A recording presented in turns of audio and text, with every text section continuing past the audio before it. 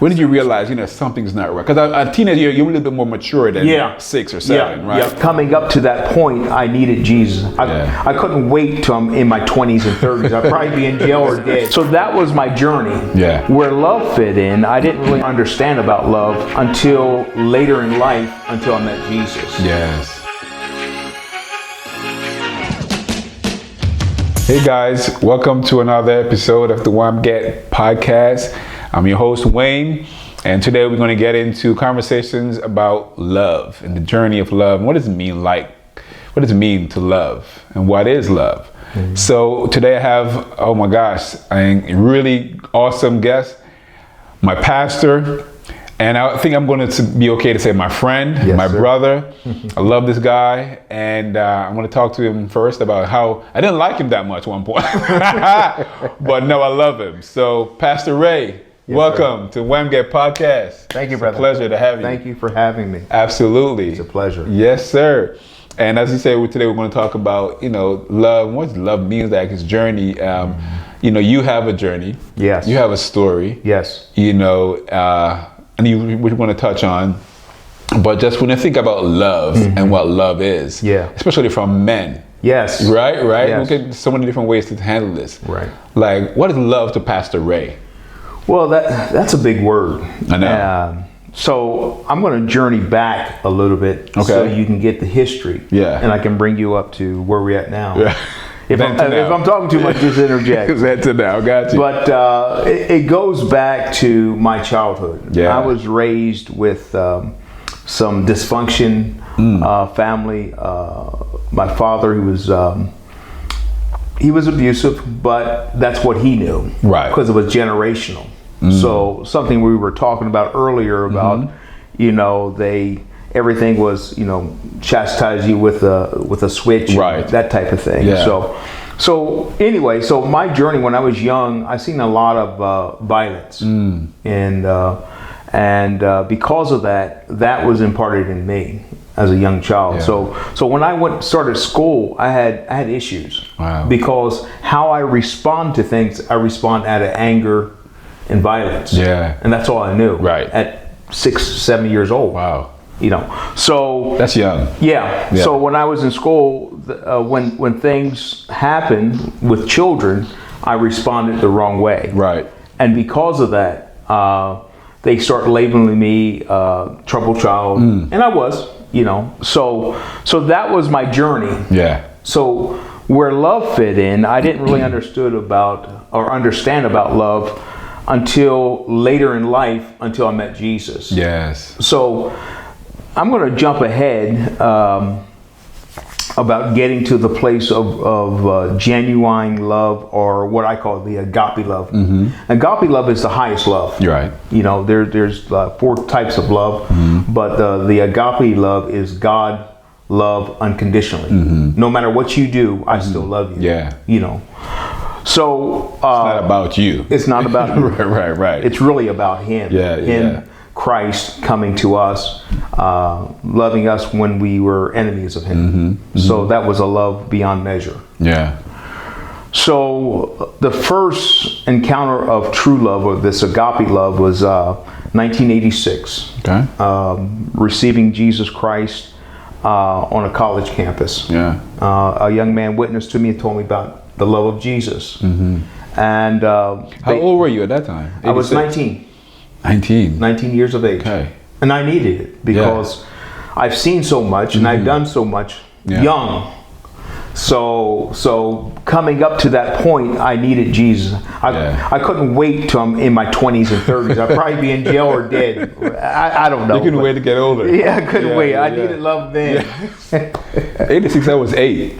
I was 8. I was a baby. I was 19. Yeah. I was a teenager, getting ready to be adult. So anyway, he witnessed to me about the love of Jesus, and so forth and so on. What happened was I almost got ran over by a truck, and he prophesied that to me right before the incident happened. He told me, if a white truck hits you today, you'll be in eternity or lost forever. Wow. So that was in Arizona. I got a football scholarship to Eastern Arizona.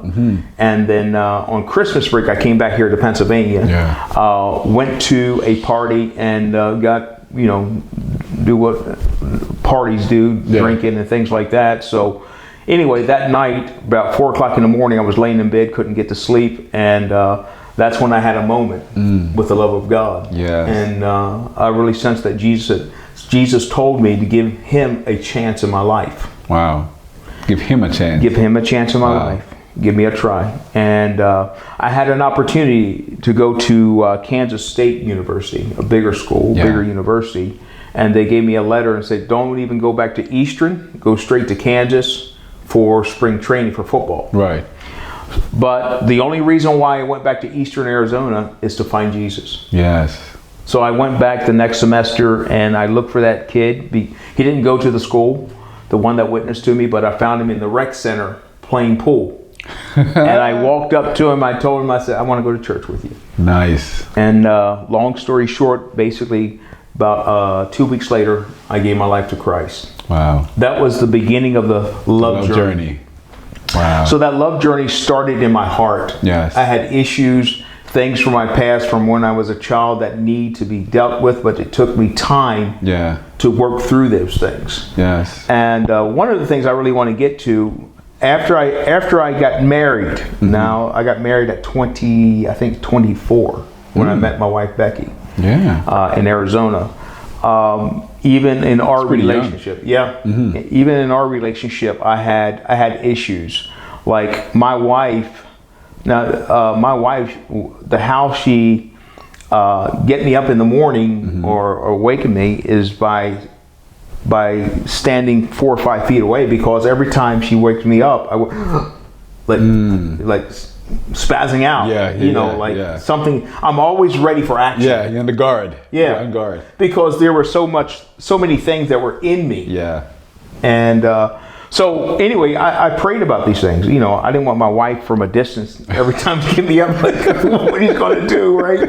He's going to strangle me. So basically, I started praying about it, and the Lord revealed to me, through His love, that I had issues towards my father. Wow. And I had to forgive him. And that was a journey. That's good. Oh my gosh. Because we can start, because I have similar story. But so at 6, 7, 8, you have that trauma, going to school, doing crazy stuff. Transitioning into... I didn't go into details because... But transferring into teenage years, like doing those years, like... When did you realize, something's not right? Because at teenage years, you're a little bit more mature than 6 or 7, right? So when did you realize in the teenage years, something is not right? What helped and saved me during my teenage years was sports. Right. I got involved. I got involved in baseball. I played baseball when I was like 10, 11, 12 for many years. And started getting in middle school. I started getting into football. And then football, then weightlifting, and then I even wrestled for many years too. So I was constantly involved in sports, and that helped me to suppress some of those issues with anger and outbursts and things like that. Just to give you an idea what type of situation it was. Like I remember this one time I was sitting in class. This was like I'm gonna give you 2 incidents. About 7 and 8, and this kid kept on pushing me. I wasn't mean or anything. I was quiet. But I can go from 0 to 60 easy. He didn't know. He didn't know that. So anyway, so whatever happened, I just got up and I took the desk while I was sitting in and just started beating the kid with the desk. Wow. So I just want to give you, that's like level. Extremes. That's like. So you were no joke. It was just like, okay. The other incident, this is in high school. I wasn't in high school, I was in middle school. But the kid that was bullying me was in high school. He was a junior. And I was a 7th, 8th grader. And back then I rode the bus. So I knew I was in middle school because my older sister, she was in high school. She was that much further than me in age. But anyway, his name was Dwayne. I give it the first name, Dwayne.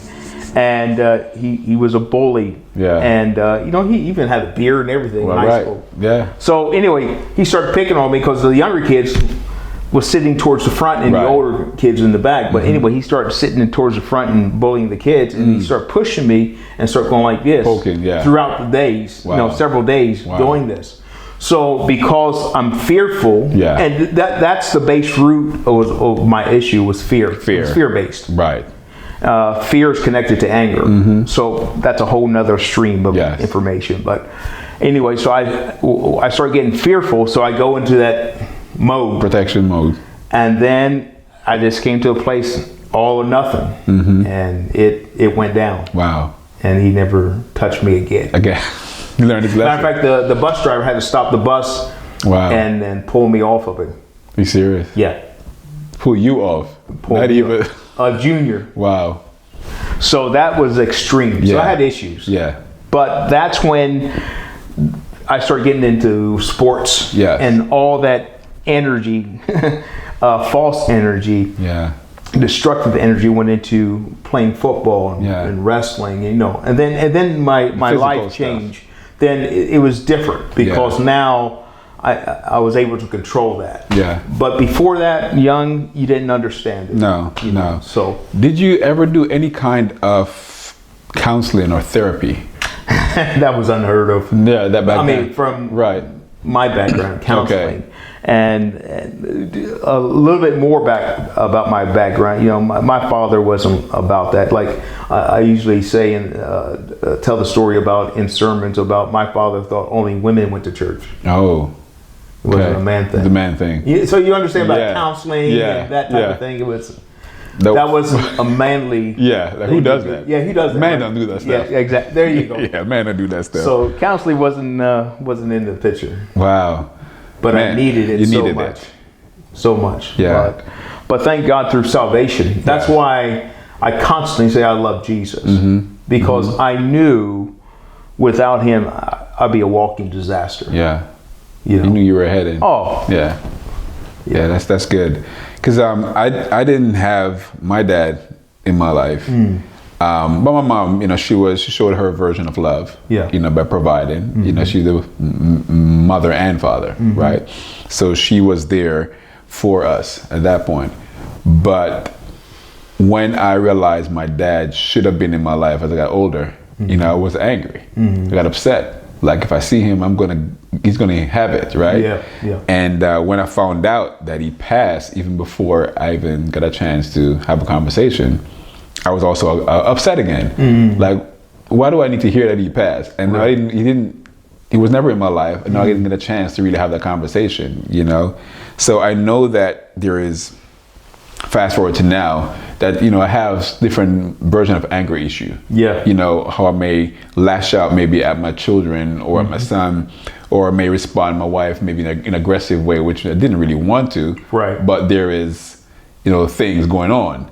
But that love that you mentioned, that only God can give you. Amen. Right? That agape love that only he can fill you up with, for you to able to love somebody else, to be patient with them, because that takes patience. And it helps you get self-control, right? So when you decide to get married to your beautiful wife at 24, and you knew that you still had a struggle with love, did you have that conversation with her? No, not at the beginning, because I didn't understood and didn't understand what I was going through. Right. But I knew when I started working on myself, there was a change in me, in the relationship. You start seeing that.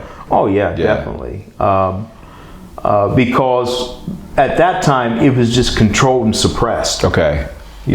But it's still there. It's still there. See, push the wrong button, it still can come out. Right. You didn't go on yet. It was suppressed. That Hulk. Oh no, but you're always angry. But it's gonna come out. Wow. So, but until the Lord really revealed it to me, and through the process, it's a process. With me, it was a process. Because forgiveness starts by admitting it. You still have the issues, and you still tell yourself, I still have right to feel that way towards him. He didn't have to do that. right? That's good. I was a kid. It Right. landed on me. Right. Right. So, but you got to process that, and God gives you the grace to process it, to understand it, and then when you start confessing that, then it released from your heart. That's good. And then you're free. Yes. I knew when I was free. Yeah. Because things that used to bother me don't. I can. No biggie. How old were you when you started seeing that that you recall? Start seeing deliverance? Deliverance, yeah. I'm going to say about maybe 29. You got saved at 19, right? Got married around 24. So about another 10 years. But another 10 years, start seeing the hand of God as He exposed and revealed, start working it through, because it didn't happen overnight. No, even though you know what's right, but Right. you do what is right. Whole different story. Yeah. So to see, so even in marriage, right? yeah. We're talking about 24 to 25 years of marriage, right? We're not going to a marriage conversation, but love demonstrated in marriage, your wife has to be extremely patient with you. Yes. Because you didn't understand what really love is. No. And how could you love her the way she needed to be loved? Because I don't even love myself. You didn't love yourself yet, right? You deal with all this stuff. So once they start revealing at 29, you start realizing what's happening. How were you then a better husband to her? Tremendously. More patient. Patience. More giving. Yeah. Didn't allow minor issues bother me anymore. Oh well, life goes on. Yeah. And that's how I am today. Yes. And sometimes my wife tells me I'm too laid back. Honey, you want this, Ray. you want this, Ray. Yeah, that's God. So because I understand life is so fragile. Yeah. Life is so fragile. And then the situation that happened to me through COVID, that was another experience. It's another experience, That's good. And because fast forward to that part, since you're bringing it up, I remember when you came on, and I think was it your first sermon after you're well and everything, and you said you want to talk about love. Yeah. You said God. You said you were in the. You talk about it. Yeah. Talk about it. So talk about the death experience, the near death or the death, right? Death experience. Death experience. So you guys want to hear this? So what is it? 2020. 2020. The COVID. So I received COVID, and so through that period, my oxygen level was 82. That's not good. Okay, I don't really know. Oh, okay, yeah, but anyway, my wife would know. But she would know. She said, "Oh my." She said, "Oh my." I'm like, okay.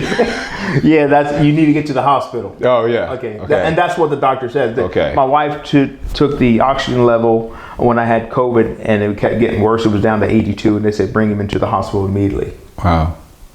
And I knew that was something wrong because I had zero energy. I was just barely moving. I could barely walk up the stairs. Wow. And so anyway, in the hospital, they put all the stuff on me and had COVID, and one of the doctors called my wife and said that your husband probably not going to make it out, because that's when they were putting people on ventilators and they weren't making it. Right. So they told her that, and then they put me on a ventilator like a day and a half later. They put me on a ventilator, and so during that time on the ventilator, I passed away. Jesus. Yeah. But during that time, I didn't realize it. But anyway, during that time, I heard a voice, and I believe it was God. Yeah. And He says, "You're not coming here. You're going back." And He told me, He says, "I want you to teach and preach on my love." Beautiful. Here we go. Yeah. Back again. Yeah. Full circle. And Lord, okay, I'm with you on that. Yeah. And then then that voice shared with me what that love is. He says, "Ray, if like you get your hand caught in a cookie jar, you get caught. What would you want? Judgment or forgiveness?" Nice. Forgiveness. Yeah. So what I believe the Lord was telling me, even though that people were wrong. Yeah. 100% wrong. Yeah. Still love them. And I've wronged you. Wronged you. Wrong in life. Yeah. His love is beyond that. That's good. See, the Bible says love covers a multitude of sin. Yeah. See, love took Jesus to the cross. He didn't have to go. Right. He didn't have to die. Right. But because his love for humanity took him all the way to the cross and died. Even went to hell and rose from the dead. That's good. From the grave. So that's what love does. Yeah. It goes beyond the extra mile. It's an action word. Yes. Yeah. So when that happened, when I believe the Lord shared that with me, that's when I came back. Because they brought me back. Right. And so after I was on the ventilator, matter of fact, what happened in the natural, I took the ventilator out. Wow. So somehow I took it out, and so one of the doctors, the male doctor, he said that this is the story. The nurse and then said, "Do you want us to put it back in?" He said, "No. Let's see how well he can breathe on his own." Right. And all of a sudden, 50% better, just like that. Wow. And then the next day, completely, I had 100%. See, oxygen level, just to use those numbers again, what was it at that time? I don't know, probably around 90, anything above 92, 94, 96 is good. Is good. Okay. But once you go below 90, it's not good. And then you were at 82. I was at 82. So you were going, you're knocking on heaven's door like, I'm coming in. Yeah, it's not good. Oh, wow. So, with that experience, you clearly are on well, let's say this, because you have people who are out there that doesn't believe in the Bible that we talk about, that doesn't care about whatever God experience you have, right. So how do you then say to someone who doesn't believe in that, because not everybody listening to this is going to be like, what is love? What kind of love are you talking about? What's agape love, right? How can you break that down into layman terms, say, okay, you may not believe in God, but this is what love should look like or feel like for you, or in its expression. Yeah, that's a big statement. Yeah, that's a large question there. But for those that don't believe or don't really believe that there's a God or anything beyond that, I would say this. Tina Turner had a song years back. What love got to do with it? It's a secondhand emotion. Yes. Right? Yeah. But really, she's asking that question, what love has everything to do with it. Yes, it does. Matter of fact, love is so precious that it's causing you to breathe. You that don't even believe that there's a God, do you know that you're not even thinking about breathing? Your heart and everything function at the same time. Wow. Without you realizing. So if you are living, existing entity doing this, what calls you to be? So the Bible tells us like this: to believe that there's not a God, how can you explain how all this exists without a designer? You got to ask yourself that. Yeah. And the biggest thing, some would say that there's the Big Bang Theory. Well, Bang. okay, if we can take that side, but to believe that versus creation, it takes more faith to believe in the Big Bang Theory. Correct. So you're telling me a bunch of gases and molecules came together and create something that's higher power, more existence, and higher intelligence, versus a creator or a designer that's more intelligent, a higher design can create something lesser than. I have more faith in a creator than a Big Bang Theory.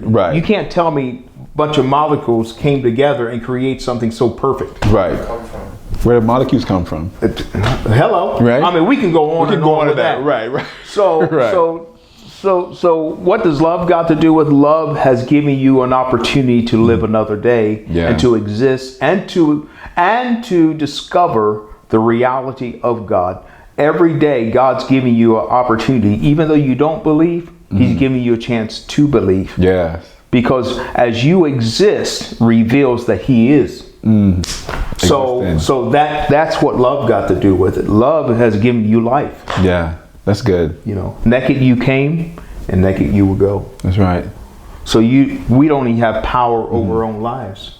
We don't have power over our own breathing. So that's love giving you. It's the gift of life. Yeah. It's the free gift of life. But through love, the ultimate love is choice. Yes. God, the Father, I believe, has given us the greatest gift of choice. You can believe, or you don't have to believe. Right. That's the ultimate act of love. Yeah. Because he won't force anybody. Because if he forced us, that wouldn't be love. We'd just be robots.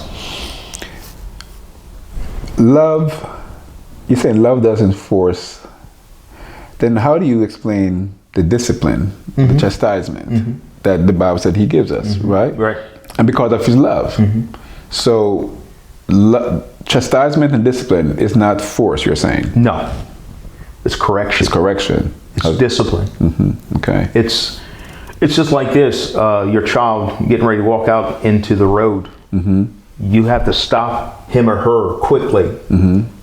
Dad, Mom, or whoever, why did you grab me? Well, to protect you from going out and dying, right? So the correction brings you into a place of order, so you can live an abundant life. Right. So it's an act of love. Correction is an act of love. Okay. So it's not force. Force, I'm going to force you beyond your will.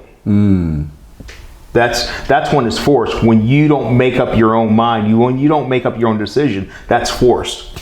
Can a parent or a manager or a boss, I wouldn't say who's put God in it because, he's ever loving, graceful, but can any of those demonstrate force even though they love you? Like, I want you to wear this shoes because we're going to a wedding. You can't wear sneakers. I know you want to wear your sneakers, but you cannot wear that. You're going to wear a proper shoe. Well, that's force because you're going against their will. Right. But I'm a parent. I love them, but I know what I'm telling them. But that's force. Right. Yeah. So some force is not necessarily not love. Some force, but some force is love, right? Okay. Right? Okay. What would be an example? If you force your child to wear a jacket, a coat and everything in 2 below 0, right? Yeah, because I don't want to wear it, Mom. I don't want to wear it. It's not cool. It's not cool. Right. But it's way below freezing. Yeah. You're going to wear this jacket. Right. You put it on right now. You put your hat on. Right. And go. Because 20 minutes you're going to be freezing and wear gloves. Or maybe dead. Right. That's true. So that's forced. Right. But that's love. That's love. Because you know better. Yeah. Your health is better than being cool or whatever. Yes. As a parent, you're guided at that point. Yeah. Right. Now, when you're older, like a boss and a manager, well, not a boss and manager, because love may not come into that aspect of it, but some force as an adult may not necessarily be love. Right. Okay. And the force that I'm talking about, accepting him. He doesn't force us to accept him. Got you. That's all decision. Yeah. He can't, in his love, he decides not to do that. Because it would never be a true, genuine love if he forced a person to love. That's good. Love is an action word. Would you agree to that? 100%. How does one show love without action? Wow. How would someone show love without action? I think it'd be very, very difficult because words goes so far. You can say that you love someone, and that, to me, that's surface love, and we need to hear words of admiration. Right.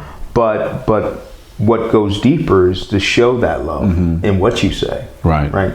So I don't know. You truly can go 100% without the action. Yeah. I believe there's a partial, of course, you can say I love you and I love the words, the admiration, the words, but 100%, there has to be some action behind. Yeah, I think it goes hand in hand. Right.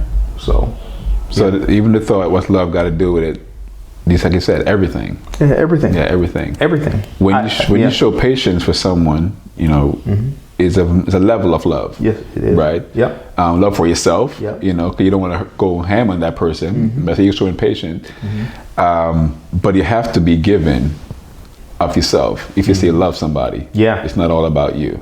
Right? You have to do that your part, play your part. Amen. In demonstrating what love is. Amen. I'm at a point in my life now. Love is something that you got to discover and to continue until I believe until you see face to face. It's a journey with Jesus, with a journey. Yes.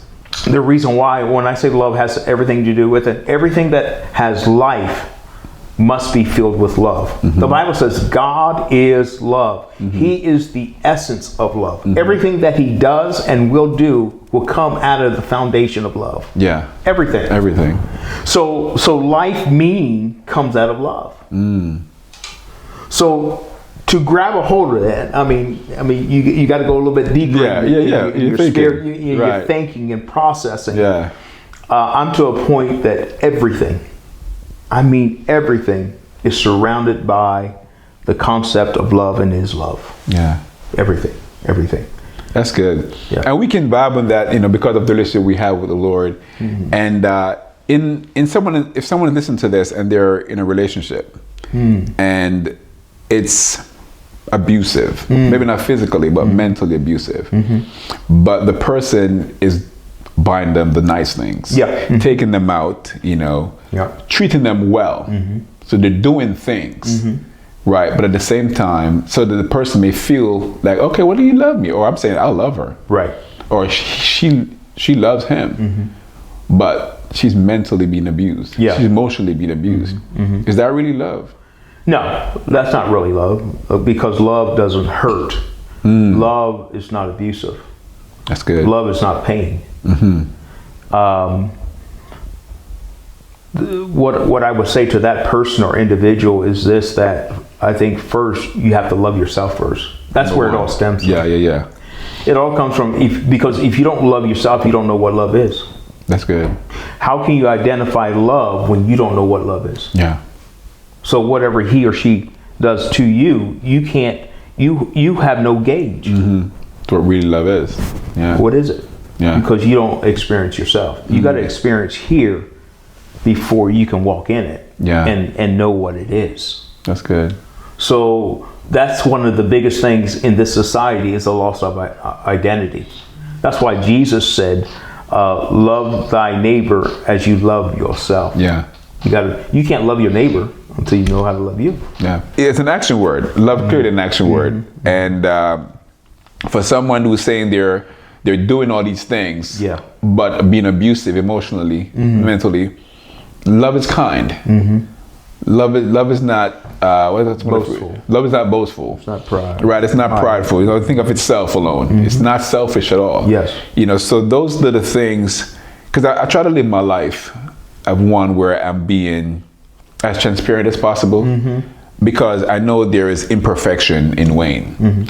And if I can be true to who I am, because I love myself. Yeah. My truth, my wife can tell you. She reminds me all the time that I love me more than I love her. So I gotta love myself first. Yeah. Because if I don't love myself, like you mentioned, how do I know if you're actually loving me? Hey, what kind of love are you giving me? Sir. I can't just take anything. Yes, sir. So I love me. I know what Wayne wants to receive, so I can give that back, right, through love. And I only have that love because, first of all, because God loved me. There you go. Right. So it really starts from there before I can love myself.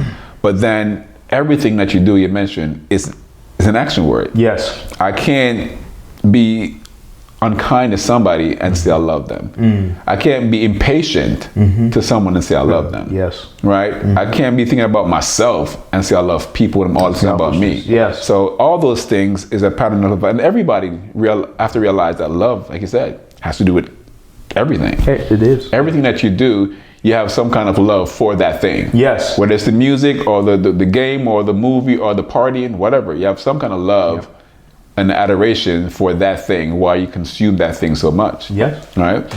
Right now for you, or if you want to touch on that, but I have also another question. Right now for you at this stage in your life, you've accomplished a lot, right? A good amount for, and you saw your journey from where you are. The place where you are, the journey from even in marriage, right? Because love is tested in marriage. Yeah. We all know that, right? Yes, yes. Would you say now you are looking back, what you just shared to me, and looking at Ray now, you've come to a full circle of really an embodiment of what love is. Can you say, okay, I embody what love is? Wow. Well, first, with the more or less the person that's going through the abuse, I just want to touch on that real quick. Yeah, that's real. what I would say to that person, what I would say to you, go on a journey of finding you. Finding you, what God has deposited in you through love. And whatever that looks like. Love is, the love that I'm talking about is not like a prideful about self, but what God has deposited in you, life itself. So that's what I would say to that person. And you have to do that journey. You have to discover that. Now, looking over and reflecting my life and coming full circle from where I started, where I'm at now, it's like this. I'm gonna make it very simple. Okay. Is like, the craziest thing is all the things that I've been through all my life and all the things I desire to do, been to many places, done many things, is like what is life is all about. You know what life is all about? This might sound crazy. What life is all about is what we're doing right here. Conversation. Oh man. Yeah. Connecting. Loving one another here, yes. Talking and sharing our hearts, sharing our lives. Yes. All that other stuff. The cars, the houses, the places, all that secondary. Yeah. I enjoy those things. Right. But that's not priority. Yeah. I'm realizing the most important thing is this connecting, the sharing, talking, and loving one another and being with one another. Yeah. With my family. Yes. Oh man, the memories. Yes. Oh, that's the most precious thing there is, and I know many people are running after things and your careers, and you should go after. You should be ambitious. Yeah. And you should go after goals. But never forget the essence of life. Facts. Is love God and love people and love yourself. That's it. That's it. Because those things will put memories in you that you will take even when you're gone. Yeah. See, I'm not going to take my car with me. I'm not going to take my house or houses and this and that. You can leave that vintage one with me though. Oh, I'll take it. Oh, the older one. You can have it. I'll take it. Okay, yeah, okay. A couple people want that one. Yeah, I'm sure. I'm in line. But anyway, but down to the nitty gritty is if a young person, I was talking to a young person right now. Right. Never forget what you already have. You have life. You have those around you that love you. I don't care if it's maybe one or two people. I don't care what it is. Yeah. Appreciate that. Yeah. Because that is the diamond. Yeah. And when you see that, all the other things don't matter. Facts. I can be very wealthy or I can be very poor. That's when Paul says that. Yes. I had much and I had little. I'm content. Yes. And I understand that. So, but when a poor kid like me coming from dirt poor, never had anything, man, I'm gonna get all I can get. Yeah. I want the money. I want it everything. all. Right. And that seems like it fills you as you obtain things. But I realized it's nothing. Yeah. Because when I was leaving this earth, I didn't take one thing with me. Not one thing. And as you were talking about, you mentioned young people, which I was going to mention, that really what we're doing is talking to the younger generation, because when we have life experience, you get a chance to really understand what really matters. Because I'm younger than you are, right? Yeah. About 47. I'm 58. I just turned 58. So. Yeah, you just turned 58, birthday guy. Yeah. So I look back and I'm like, man, the things I used to enjoy really means not much to me anymore. I love family time. I'm okay with just me and the children hanging out at the house. They make all the noise in the house and everything, but I'm okay with that. I'm okay with it. Sitting in the house, my wife upstairs, I'm downstairs, and I'm good. Because I'm at home. I understand. I'm at peace. That. That a lot of people can't understand. They want to hear the music. They want friends over. I'm good. And I feel loved in the environment that I am. So it's really important, like you said, for young people to really appreciate, love themselves, love God, and some people may not love the God that we may serve, but whatever high beam you think is important to you, love that, but love yourself and love people. Because we need people. People are a network, people are a connection. What we're doing right now is connecting. We're learning more about each other, we're bonding. And conversations is so important. And I think it's very important that we are having and sharing that with people, that love is everything. It is. What love has to do with it? Yeah. Everything. Everything. People will say everything, right? So that's a beautiful thing. I don't really have much more questions, man, because Awesome. I think we covered everything, and I just pray that people really get a lot from this and love yourself. Love yourself. Really, really find time to know who you are. Yeah. Every day, because this life is a journey, and we have not arrived until the day we're no longer here.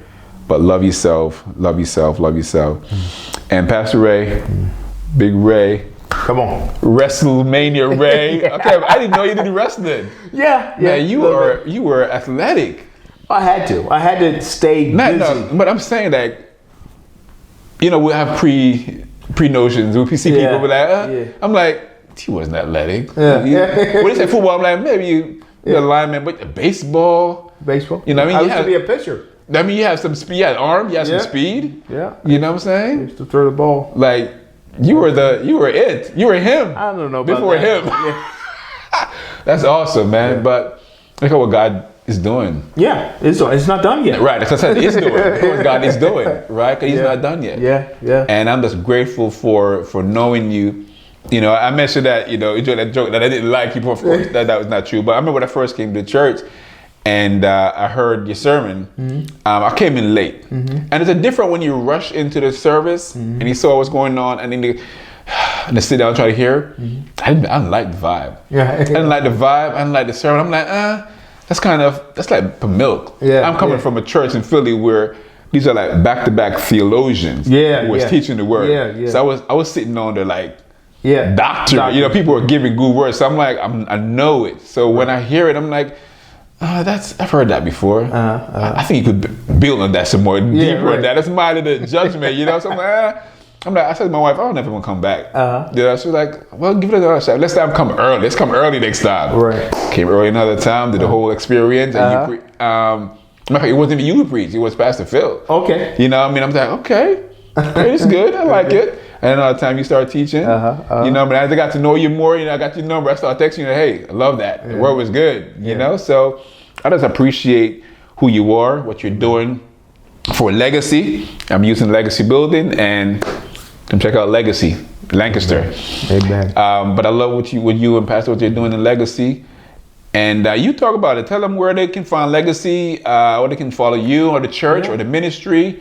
We're doing a lot of things, missions, a lot of things that Legacy is doing. So let's shed some light on that, before we close out. Where Legacy used to be, we were ITLM, or In the Light Ministries. We connected with Activate, and we merged together and became Legacy. So we're one church now, and we're at 415 South Shipping Street, Lancaster. And we're for those here. who are not from. Yeah, for not from local. You don't get that Lancaster County talk. Right. But we're here, services at 10 p.m. And we are a diverse congregation. Yes. One of the statements, we are a bag of Skittles. We got all cultures and backgrounds. And so we would love to have you here. Some of the things that we're doing. We have men's ministries. We really believe in discipleship. We believe in walking with people to a higher level in their spiritual life. I'm really getting involved in missions. We're going to go to Ghana, Africa. We got a medical retreat and also a pastoral retreat coming up in late July. Also, we are in Central America, Costa Rica, down through Honduras and Nicaragua, all through Central America. We have works. So we are an evangelistic, mission-minded, church planning type of church that love people where they're at. Yeah. You can go from what we call below ground zero, and God can do tremendous things for you because we believe in the power of God. Amen. That's good. It's a beautiful way to end it. Don't forget to subscribe and like. It's a beautiful episode of Wamget podcast with love. And what love has to do with it? Everything. So check you on next time. Wamget, we out.